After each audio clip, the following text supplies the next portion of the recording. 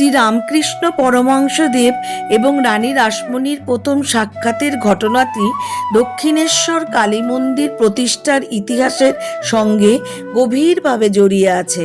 রানী রাসমণি প্রথম দর্শনেই শ্রীরামকৃষ্ণ অর্থাৎ গদাধরকে চিনেছিলেন।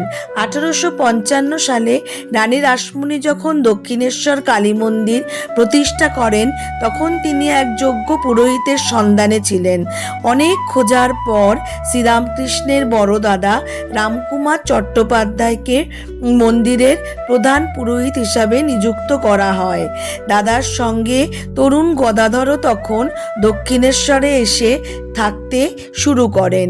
দক্ষিণেশ্বর মন্দিরের আঙিনাতেই রানী রাসমণি এবং তার জামাতা মথুর বাবু প্রথমবার তরুণ গদাধরকে দেখেন। প্রথম দর্শনেই গদাধরের শান্ত, পবিত্র, সরল এবং ঈশ্বর অনুরাগী রূপ রানীকে মুগ্ধ করে তুলেছিল। গদাধর তখন মন্দিরের প্রাত্যহিক কাজে খুব একটা যুক্ত থাকতেন না। তিনি নিজের খেয়ালে গঙ্গার ধারে ঘুরতেন, নিজের হাতে মাটি দিয়ে শিবমূর্তি গড়তেন এবং ঈশ্বর চিন্তায় মগ্ন থাকতেন।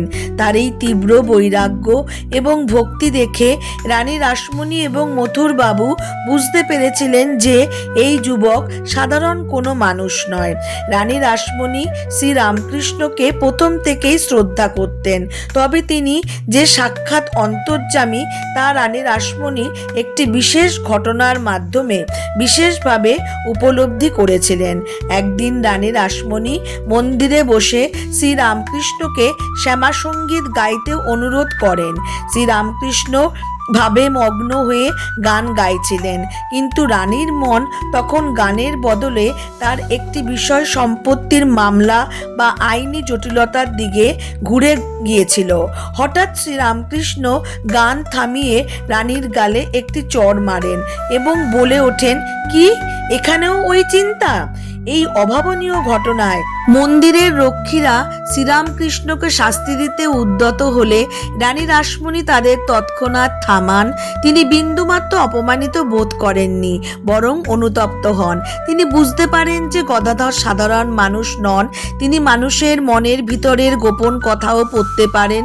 এই ঘটনার পর থেকে শ্রীরামকৃষ্ণের প্রতি রানী রাসমণি এবং মথুরবাবুর ভক্তি ও বিশ্বাস চিরস্থায়ী রূপ নেয়। এইভাবেই দক্ষিণেশ্বরে প্রথম রানী রাসমণি এবং গদাধরের সাক্ষাৎ এবং পরবর্তীকালে ঈশ্বরের প্রতিনিধি হয়ে ওঠেন গদাধর রানী রাসমণির কাছে। আরও এই ধরনের ঠাকুরের গল্প পেতে এই চ্যানেলটিকে লাইক আর সাবস্ক্রাইব করবার অনুরোধ রইল।